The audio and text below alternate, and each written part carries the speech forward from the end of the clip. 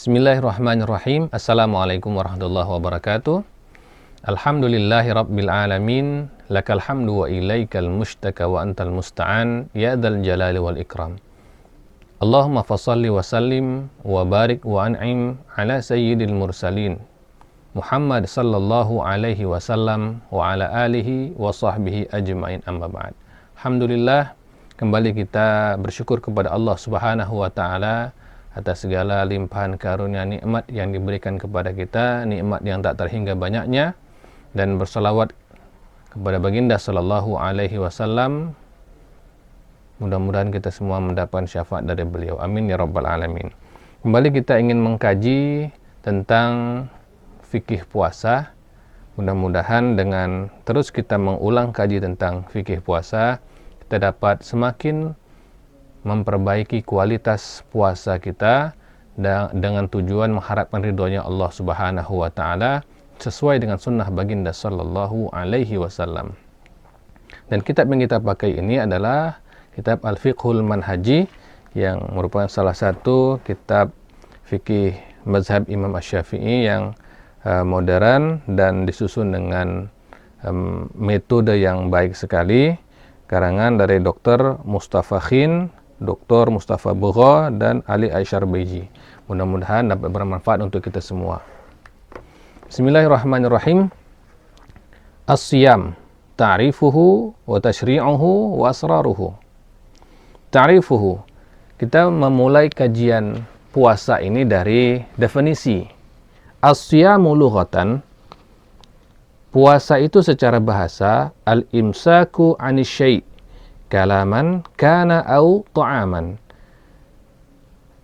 Puasa itu secara bahasa adalah menahan dari sesuatu, baik itu yang ditahan adalah perkataan ataupun makanan, berdasarkan dari Al-Quran surah Maryam yang merupakan sebuah cerita tentang Sayyidah Maryam alaihissalam. Di dalam Al-Quran surah Maryam ayat ke-26, A'udzubillahi minasyaitonirrajim. Inni nadartu lirrahmani shauma. Sesungguhnya aku bernazar kepada Zat yang Maha Rahman untuk berpuasa. Ai imsakan wa sukutan anil kalam. Yaitu beliau, Sayyidah Maryam, menahan dirinya dari mengatakan sesuatu. Jadi puasa tentang berkata-kata. Dan kita juga sudah mendengar kisah tentang Nabi Zakaria ketika beliau dikaruniai anak, lalu beliau meminta tanda dari Allah subhanahu wa ta'ala, maka Allah memberitahukan kepada beliau, ia tak akan dapat berkata-kata. Itu termasuk juga dengan kategori puasa. Puasa apa? Puasa kata-kata. Dan secara syariat, wasyamu syar'an, puasa secara syariat, imsakun anil muftirat, menahan diri dari segala sesuatu yang membatalkan puasa. Min tulu'il fajri, dari mulai terbitnya fajar, ila ghurubi syamsi ma'an niyati, sampai terbenamnya matahari dengan disertai niat. Nah, pada titik ini kita bisa melihat bahwa yang dinamakan dengan puasa itu memang al-imsak. Kalau kita ingin mengkaji masalah imsak itu dari segi syariat, memang imsak itu dimulai dari semenjak terbitnya fajar, yaitu dimulainya puasa, karena puasa adalah al-imsak. Adapun yang kita lihat di kalender imsakiyah Ramadan, bahwa waktu imsak itu lebih kurang 10 menit sebelum masuk waktu subuh. Itu merupakan ihtiyatan, kehati-hatian. Karena dimulainya puasa itu start detik pertama masuk waktu subuh. Sehingga jika dibiarkan umat ini untuk menikmati makanan dan minuman sampai menjelang subuh, lalu di waktu itu dia sedang makan atau dia sedang minum, misalnya dia sedang makan sesuatu, lalu belum sempat dia menelannya, ketika ingin ditelan, azan subuh. Maka detik itu juga dia sudah wajib berpuasa meninggalkan makan dan minum. Lalu bagaimana kondisi dia yang sedang makan tadi? Mau ditelan batal puasa, dimuntahkan juga hampir tak bisa. Ya. Kalau sengaja dimuntahkan, malah menjadi muntah, dia juga batal puasa. Maka para ulama memberikan waktu ihtiyat, waktu kehati-hatian yang dinamakan dengan waktu imsak, lebih kurang 10 menit sebelum waktu subuh. Jadi sudahilah perbedaan pendapat, perdebatan tentang masalah imsak tadi, karena sesungguhnya para alim ulama kita telah memberikan jalan tengah yang terbaik. Agar apa? Agar umat itu mampu lebih mudah menahan dirinya mulai dari terbit fajar hingga terbenamnya matahari. Tidak terganggu dengan waktu yang sangat-sangat tipis sekali perbedaannya. Lalu berikutnya kita membahas tarikhu tasyri'is siyam. Penanggalan disyariatkannya puasa Ramadan. Furida siyamu syahri Ramadan fi Sya'ban min as-sanati tsaniyati lil hijrah. Diwajibkan puasa bulan Ramadan itu pada bulan Sya'ban pada tahun kedua setelah hijrah. Artinya memang sebelum masuk bulan Ramadan, yaitu di bulan Sya'ban, Allah Subhanahu wa taala telah memerintahkan kepada Nabi bahwa ini ada kewajiban berpuasa di bulan suci Ramadan, sehingga ada persiapan menjelang bulan Ramadan tadi. Wa qad kana as-siyamu qabla dzalika ma'rufan 'indal umamis sabiqah. Puasa adalah hal yang sudah dikenal pada masa umat-umat terdahulu, wa 'inda ahlil kitab alladzina asarun nabi sallallahu alaihi wasallam. Dan puasa ini juga sudah dikenal oleh umat-umat sebelumnya, termasuk umat Yahudi, umat Nasrani yang hidup pada masa Nabi sallallahu alaihi wasallam. Sehingga di dalam Al-Qur'an memang disebutkan, a'udzubillahi minasyaitonirrajim, ya ayyuhalladzina amanu, wahai orang-orang yang beriman, kutiba alaikumusiyam, diwajibkan atas kalian berpuasa, kama kutiba alal ladzina min qablikum la'allakum tattaqun, sebagaimana diwajibkan kepada umat-umat sebelum kamu.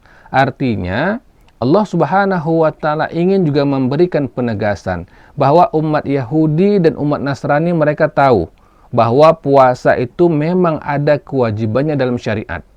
Dan di dalam syariat Islam sendiri kewajiban itu Allah wajibkan khusus pada bulan Ramadan. Illa anna wujuba shaumi Ramadan lam yushra' min qabl.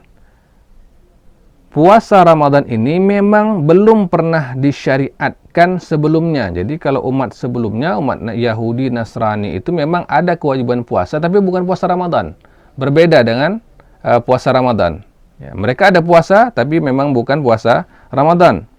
Fahadhil ummah taltaqi ma'al umamis sabiqah fi asli masyru'iyyati shaum wa takhtassu ummat sayyidina Muhammad sallallahu alaihi wasallam bi faridati syahri Ramadan bidzat.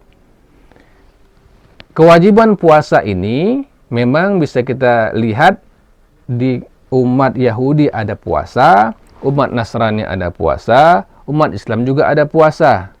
Jadi memang syariat dari Allah Subhanahu wa taala, puasa itu merupakan salah satu ibadah dari Allah Subhanahu wa taala. Bersatu semua. Umat Yahudi ada puasa, Nasrani puasa, Muslim puasa. Hanya saja umat Muslim diberikan keistimewaan untuk puasa di bulan Ramadan yang belum pernah disyariatkan untuk umat-umat sebelumnya. Jadi ini memang istimewa sekali untuk umat Nabi Muhammad sallallahu alaihi wasallam. Dalilu masyru'iyyati shaumi syahri Ramadan. Dalil diwajibkannya puasa Ramadan adalah surah Al-Baqarah ayat 184, 185 ya, yang sudah kita bacakan tadi.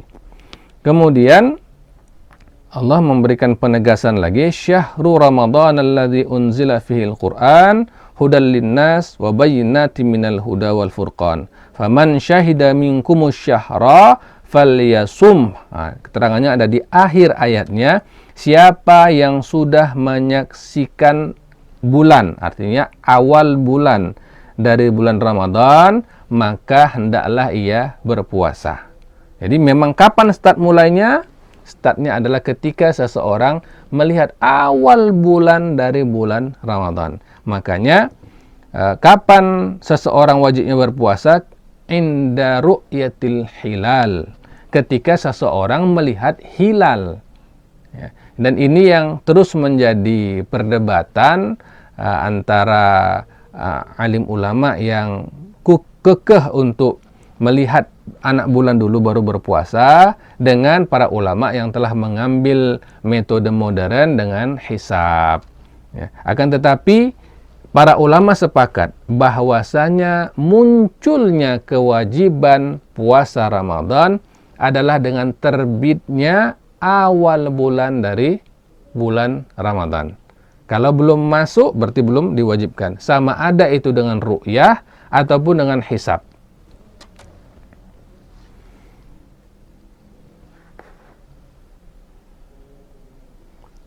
Hukmu tariki siyami syahri Ramadan min ghairi uzrin.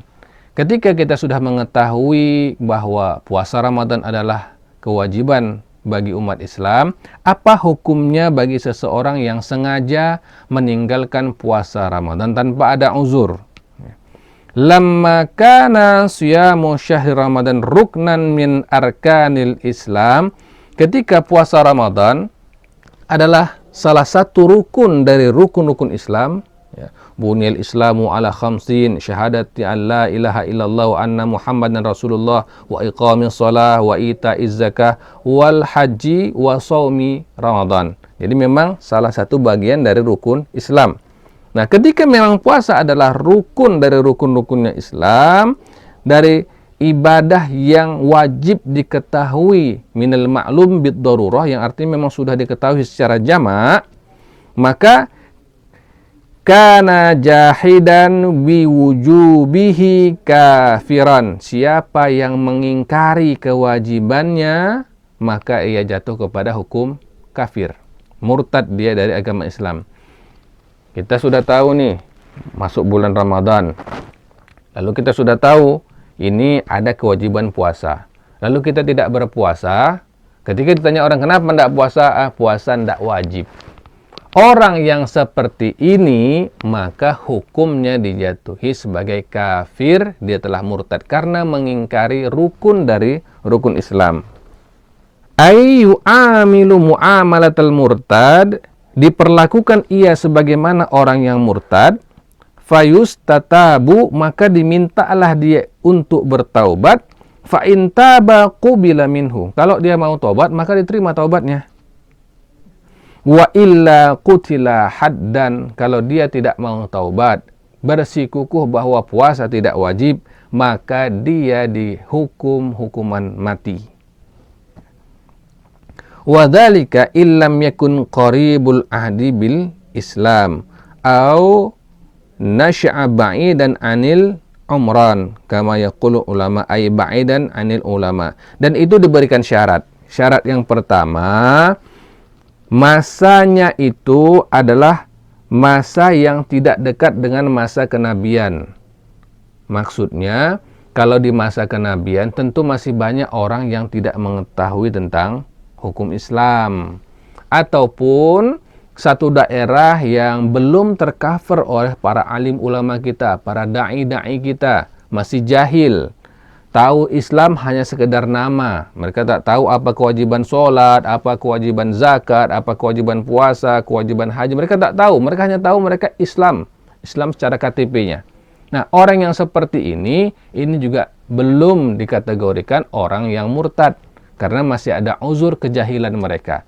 Tetapi kalau dia berada di tempat yang penuh dengan peradaban, dia sudah mengetahui Islam itu ada kewajiban-kewajibannya, tapi dia menolak dengan keras, maka dialah tadi yang disebut dengan orang yang murtad. Wa amma man tarika saumahu bi ghairi uzrin wa kana ghaira jahidin li wujubihi, adapun orang yang meninggalkan puasa Ramadan tanpa ada uzur, tetapi dia bukan menolak kewajibannya. Misalnya dia itu malas. Misal seperti orang yang mengatakan as-saumu wajibun alayya, puasa itu memang wajib atas saya. Walakinnani la asum, tapi aku tak puasa. Fa innahu yakunu fasiqan, maka orang ini disebut dengan orang yang fasik. Walaysa bikafirin wa ujiba ala hakimil muslimi habsahu wa man'uhu minat ta'ami wasyarabi naharan liyahsula lahu as-sawma bidzalik walau suratan.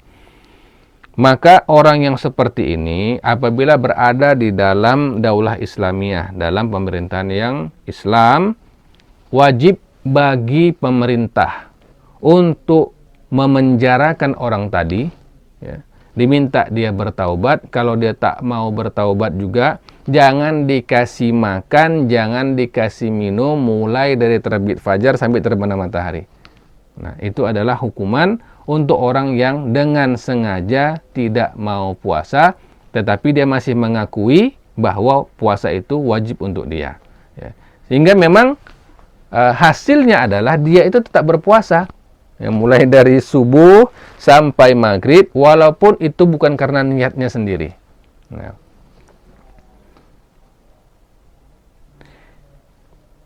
Lalu kita lanjutkan lagi, min hikamis siyami au asrarihi wa fawaidihi. Hikmah-hikmah puasa dan rahasia-rahasia yang terkandung di dalamnya. Yambaghi lil muslimi ay ya'lama qabla kulli syai'in anna siyama syahri Ramadan ibadatun faradahallahu ta'ala. Yang pertama sekali, kita harus menyadari, setiap muslim harus sadar bahwa puasa itu adalah kewajiban yang diwajibkan oleh Allah Subhanahu wa ta'ala. Jadi garis bawahnya, jangan nanti kita berpikiran begini, puasa itu menghasilkan kesehatan, maka kalau kita sudah sehat, tidak perlu puasa. Bukan seperti itu. Puasa itu outputnya adalah la'allakum tattaqun, semoga menjadi orang yang bertakwa. Lalu karena kita merasa saya sudah menjadi orang yang bertakwa, maka saya tak puasa lagi. Tidak demikian. Puasa itu memang diwajibkan oleh Allah Subhanahu wa ta'ala. Lalu Allah memberikan kepada puasa ini banyak faedah, manfaat, dan rahasia-rahasia besar yang terkandung di dalamnya. Nah, itu kita berikan perhatian pertama. Wa makna kaunuha ibadatan, makna puasa ini adalah ibadah, ayyaqumal muslimu biadaiha istijabatan li amrillahi ta'ala wa qiyaman bihaqqil ubudiyatillahu. Seseorang muslim melaksanakan puasa itu karena menyambut seruan Allah atas kewajiban puasa. Dan dia menegakkan puasa tadi karena itu merupakan bentuk ubudiyah, penghambaan kepada Allah Subhanahu wa ta'ala. Biqat'in nazari an ayyi natijatin yumkinu an tantaja an ibadati shaum. Tanpa dia perlu melihat bahwa puasa ini bisa menghasilkan kesehatan, Ustaz. Dengan puasa ini bisa menurunkan kadar gula, Ustaz. Dengan puasa ini bisa menormalkan tekanan darah, Ustaz. Tanpa peduli dengan hal itu, seseorang muslim akan berpuasa karena sudah diperintahkan oleh Allah Subhanahu wa ta'ala. Ini adalah penghambaan, itu nomor satu. Ya. Fa-idza fa'ala al-muslimu dzalika fala mani'a ayyatalli'a bi ba'da iz ilal hikami wal asrari al-ilahiyah fi tilkal ibadah. Nah, kalau seseorang sudah meyakini hal ini, menyadari hal ini, maka kemudian dia boleh melihat hikmah-hikmah yang muncul dari ibadah puasa tadi. Kenapa puasa? Karena diperintahkan oleh Allah. Lalu kemudian, apa yang kamu dapatkan dari puasa kamu itu? Alhamdulillah, semenjak saya puasa, tubuh saya jadi lebih sehat. Semenjak saya puasa, tekanan darah saya menjadi lebih stabil, normal. Gula darah saya menjadi stabil, normal. Nah, itu silahkan, tak ada masalah. Tetapi niat pertamanya jangan lari dari itu. Jangan kita berniat puasa. Kenapa antum puasa? Ustaz, saya kalau puasa, saya merasa tubuh saya lebih sehat. Jadi saya puasa. Itu enggak, itu salah. Kenapa antum puasa? Karena memenuhi perintah Allah Subhanahu wa ta'ala.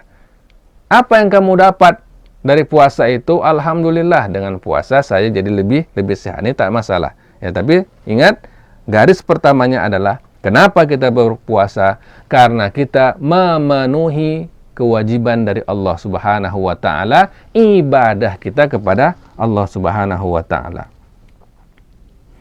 Nah, kemudian apa-apa saja hikmah dan faedah yang kita dapatkan? Yang pertama, inna siyama sahiha min sya'nihi ay yuqidha qalbal mu'mini li muraqabatillahi azza wa jalla. Hal yang paling pertama disoroti adalah dengan berpuasa yang benar, maka kondisi seseorang itu akan hidup kembali hatinya. Jiwanya bersemi kembali karena selalu merasa dalam pengawasannya Allah Subhanahu wa taala. Ini hikmah yang paling pertama. Karena tidak ada yang dapat mengawasi kita dalam berpuasa. Kita boleh saja di rumah berpuasa. Ketika kita keluar dari rumah, apakah ada yang bisa mengawasi kita? Tidak ada. Siapa yang bisa mengawasi kita? Tidak ada satupun. Kita bisa makan di dalam mobil, kita bisa sembunyi di balik kedai orang yang ditutup. Tak ada yang tahu. Tetapi ketika seseorang melaksanakan ibadah puasa ini karena Allah, dia tahu dia berada dalam pengawasannya Allah. Dengan dia selalu merasa dalam pengawasannya Allah, maka jiwanya akan bangkit. Hatinya akan hidup kembali. Subhanallah. Dan ini dapat kita rasakan perubahannya ketika masuk bulan Ramadan. Kita berpuasa Ramadan, tubuh kita menjadi lebih mudah untuk ibadah. Sholat sunat lebih mudah kita lakukan. Membaca Al-Quran sebelumnya susah. Tapi ketika masuk bulan Ramadan, hati tadi hidup, lebih mudah kita membaca Al-Quran. Kita lebih mudah menangis, tadabbur dari Al-Quran. Biasanya hati kita keras. Membaca ayat tentang azab, baca saja, tak ada masalah, tak ada efek, tak ada pengaruh apapun. Tetapi ketika kita sedang berpuasa, lalu kita membaca ayat-ayat tentang azab, kita merasakan, ya Allah, hatiku bergetar membaca ayat-ayatnya Allah. Ya Allah, aku takut akan azabmu, ya Allah. Subhanallah. Ini adalah hikmah yang sangat besar sekali dari ibadah puasa Ramadan.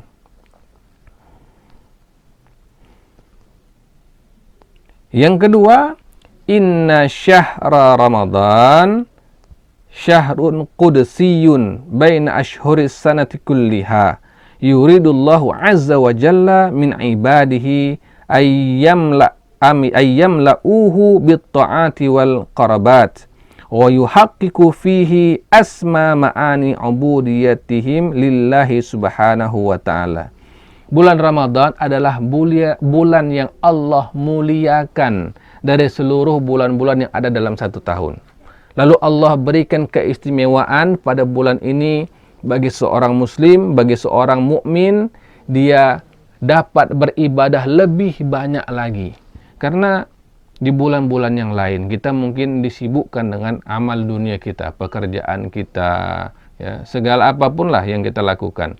Tapi di bulan Ramadan ini, dengan adanya puasa, kita menjadi lebih aware, kita lebih sadar bahwa hidup ini tak sekedar pekerjaan dunia, tetapi hidup ini mestilah kita isi dengan ibadah-ibadah. Dengan adanya bulan Ramadan, kita jadi lebih fokus untuk beribadah. Ya. Dan Allah Subhanahu wa ta'ala menginginkan dengan didatangkannya bulan suci ini, kita benar-benar memberikan perhatian yang penuh, ibadah yang sempurna sebaik-baiknya, karena Allah akan membalas ibadah kita ini dengan pahala yang jauh lebih banyak daripada bulan-bulan lainnya. Yang ketiga, istimraru halati syaba' fi hayatil muslim min sya'nihi ay ya'mura masyairahu bi asbabil qaswah wa yanmi fi nafsihi awamilat tughyan wa kilahuma mimma yatanafa ma'a sya'nil muslim fakana fi syari'atis siyam ma yadhhabul nafsul muslim wa yurhifu masyairahu. Dengan adanya bulan puasa ini, setiap muslim merasakan lapar. Rasa lapar itu akan membangkitkan rasa kepedulian terhadap diri sendiri, karena dalam banyak riwayat disebutkan perut yang penuh itu menjadi salah satu sebab hilangnya kekhusyuan. Dengan kita merasakan lapar, kekhusyuan kita mulai bertambah. Ketika kekhusyuan bertambah, maka kotoran-kotoran hati itu sedikit demi sedikit akan terkikis. Hati kita menjadi lebih bersih, jiwa kita menjadi lebih tenang, pikiran kita menjadi lebih cemerlang. Nah, ini adalah hikmah yang ketiga. Dan yang keempat, inna min ahammil mabadi illati yanhadu 'alaiha al-mujtama'ul islami tarahumul muslimin wa ta'atufuhum. Yang keempat ini terkait dengan rasa kebersamaan seorang muslim terhadap muslim lainnya. Dia memiliki empati sosial. Dengan dia merasakan lapar, dia mampu ikut merasakan penderitaan dari saudara-saudaranya yang mungkin kondisi ekonominya ekonomi lemah. Sehingga dia lebih mampu bersimpati kepada mereka, lebih mampu untuk mengeluarkan sebagian hartanya kepada mereka. Kenapa? Dia tahu sakitnya, tak enaknya rasa lapar itu. Maka dia berikan kepada orang yang miskin. Kalau kita selalu berada dalam kondisi kenyang, lalu kita melihat orang lain, kita akan berpikir orang lain juga kenyang. Ketika kita merasakan lapar, kita mulai berpikir, apakah orang lain juga merasakan lapar yang sama denganku? Ketika aku melihat orang yang di jalan dengan kondisi begitu miskin, aku tak akan mampu mengatakan dia itu kenyang, karena aku telah merasakan lapar. Mungkin lapar yang sama dengannya, bahkan mungkin laparku tak seberapa dibandingkan dengan lapar yang dia rasakan. Puasa akan membangkitkan jiwa kita, kepedulian kita kepada sesama. Oleh karena itu, berpuasalah dengan baik, lalu kemudian cobalah membuka diri untuk mengeluarkan harta kita, memberi makan kepada orang untuk berbuka puasa. Kenyangkan orang lain. Sehingga hati kita akan terbiasa. Melihat orang lain lapar, kita tergerak untuk membantunya. Tapi kalau kita tidak mau mengeluarkan harta kita, maka percayalah, kian hari kita hidup, kita merasa bahwa orang lain pun sama kenyangnya dengan kita. Ketika ada orang lain minta-minta, kita merasa, kamu minta-minta, kerjalah seperti saya. Saya kerja, ya, saya dapat uang, saya bisa makan. Kamu tak makan karena kamu malas. Ini yang tidak diinginkan dalam Islam. Mudah-mudahan hal ini dapat bermanfaat. Kita akan sambung kembali dalam kajian selanjutnya. Mudah-mudahan Allah memberkahi kita semua. Assalamualaikum warahmatullahi wabarakatuh.